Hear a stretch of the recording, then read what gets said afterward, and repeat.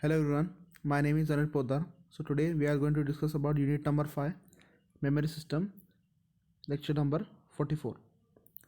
Let us go through the contents that we are going to discuss in this video, that is replacement algorithms, example of mapping techniques. Now first we'll go to what are replacement algorithms.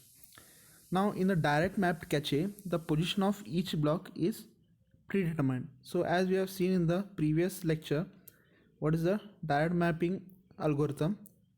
So whatever the blocks are there, so that blocks which are present in the main memory, they have a fixed position in the cache memory.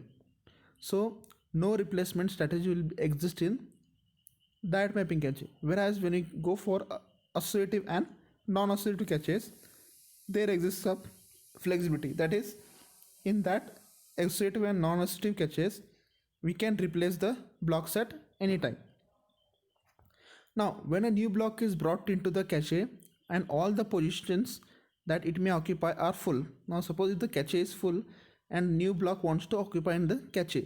So, the cache controller should decide which old blocks should be removed and replaced with the new block. Now, when the block is to be overwritten, it is sensible to override the one that has gone the longest time without being a reference. Now, so how the cache controller will decide is it will remove that old block that has not been used for a larger amount of time. So the block that has come at first or that has not been used for longer amount of time, that block will be removed. So this method or this block is called as a least recently used block. So the technique what we use is LRU replacement algorithms. Now here is an example of mapping techniques. So we can consider a detailed example to illustrate the effects of different cache mapping techniques. So we assume that a processor has a separate instruction and data caches. So here you can see there are contents from A00, A10, these are all the contents. We can assume a processor that has a separate instruction and data caches. Assume that the data cache has space for only 8 blocks of data. So each data cache can hold only 8 blocks of data. We can also assume that each block will contain only one 16-bit word of data. So each block can store only 16-bit word of data and memory is word addressable. So finally we assume LRU replacement is used for block replacement. Now let us examine the changes in a data cache entries caused by running the following application. So here you can see there is a 4x10 array of numbers each occupying one word. So which is stored in the main memory location from 7A00 to 7A27. So these are the memory addresses. Now the elements of this array, that is A, are stored in column order as shown in the figure. So as you can see, the elements of A will be stored in column order. Now the figure also indicates how tags for different cache mapping techniques are derived from the memory addresses. So how tags will be used for different mapping techniques can be derived from the memory address only. Now this application normalizes the elements of the first row of A which respect to the average value of elements in the row. That is, we need to compute the average elements in the row and divide each element by that average. So this can be done using this formula. So as you can see here, A0 comma I equal to A0 comma I. So the element divided by the average present and that row, average of all elements present at that row. So this is how we compute the average of the elements in that row, that is dividing the element by the average of that element row.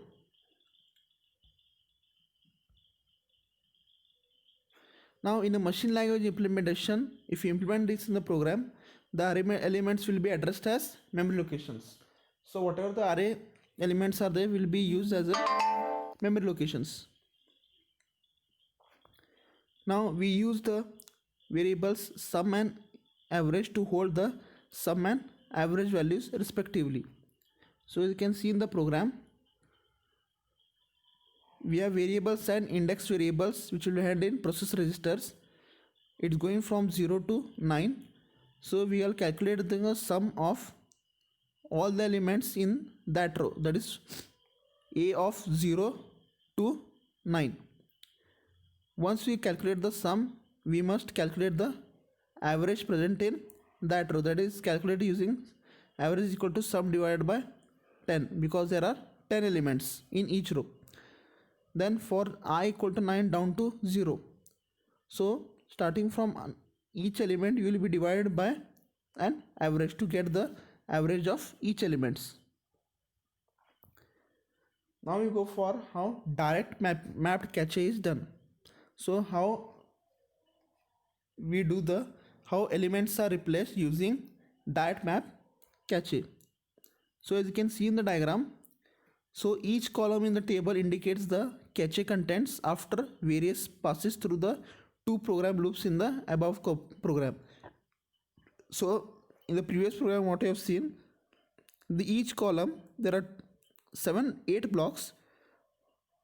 So each element, how it is replaced in each block is denoted in this diagram. So each column indicates the cache event, cache contents.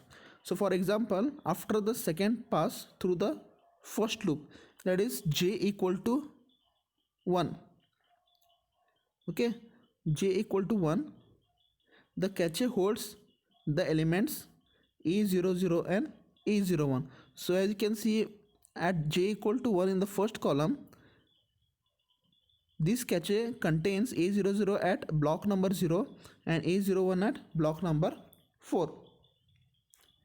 Now these elements are in position 0 and 4. Now these are determined by the least 3 significant bits of the addresses. So based on that addresses, it will determine to which block it should go. Now during the next pass, what happens is a00, that is during j equal to 3, a00 will be replaced by a02. Now it which maps into the same block position. Next method we go for what is associative map cache. Now during the first 8 passes of the first loop, okay, you can see there are first 8, that is from 0 to 7. The elements will be brought into consecutive block position, assuming that cache was initially empty. So first 8 passes of the first loop, we assume that the cache was empty and the elements were brought one by one, that is into the various block positions. Now during the 9th pass, that is j equal to 9, the LRI algorithm will chooses a00 to be overwritten by a08. So at this stage it will be overwritten by a08. Now the next and last passes through the j loop is a01 will be replaced by a09. So this is how associative mapping will be done. So here it uses the LRI algorithm, that is least recently used algorithm, because a00 will be the least recently used, that it was the first block that was first block that was brought into the cache.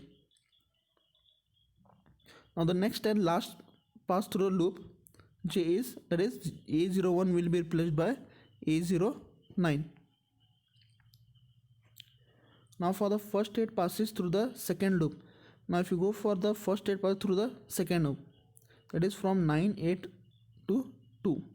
So all the elements are found in the cache. As you can see in the diagram, all the elements will be present in the cache. Now when I equal to 1, you can see here through the second loop, when I equal to 1, the element needed is a01. So it replaces the least recently used element, that is a09. So you can see here at the block 1, it will be replacing A09. Now during the last pass, that is A00 replaces A08. As you can see here, at I equal to 0, A00 replaces A08. Now we come for what is set associative mapped cache. Now for this example, we assume that a set associative data cache is organized into two sets. Now it is same as that of set associative mapping, where each set will contain a number of blocks. Now here it is organized into two sets, so each set will be capable of holding 4 blocks. So each set will contain 4 blocks. Now thus the least significant bit of attribute determines which set the corresponding memory block maps into. Now as we have studied in the previous slide, the bits will determine, that is the least significant bit will determine to which block it is belonging. If it is 0, it will belong to the 0th block. If it is 1, it will belong to the first set. So the higher order bits, 15 bits, will constitute the tag. So all the desired blocks have even addresses, that is from 0 0 all will be having this significant bit as 0, so they map into set 0. Now there are some example of caches in commercial processors. Now Motorola 680 has two caches including the processor chip. So one is used for instructions and other for data. Each cache has a capacity of 4K bytes and uses a 4-way set organization, as you can see in the below figure. Now the cache has 64 sets, you can see, which can hold 4 blocks. So there are 4 blocks containing 64 sets. That is each set can hold 4 blocks. So each block has 4 long words. For mapping purpose, address is interpreted as shown in the figure. Now in this, the least significant 4 bits specify a byte position. Also the next 6 identify one of 64 sets, and the higher order, that is higher order 22 bits, it will constitute the tag. And the contents of this field as shown in the next coding. Now these are some of the examples, that is ARM700T cache, which comprises the efficiency RIC type architecture. So these are some of the examples of cache that are used in commercial applications. It has a single cache for both instruction and data. Next one is Pentium 3 caches. So it is a high performance processor. It employs 2 cache levels, as I told. Level 1 consists of 16 byte instruction kilobyte and a 16 kilobyte data cache. So the data cache has 4-way set associative organization, and it can use either the write back or write through policy. Next one is Pentium 4 caches. It can have up to 3 levels of cache. So it can have L1, L2 and L3. Now each cache block has 64 bytes. So write through policy is used in write to the caches. So data can be accessed from the data cache in 2 clock cycles. So in this video we have discussed about various mapping techniques, direct and associative and set associative mapping, examples of cache in commercial processes. Thank you.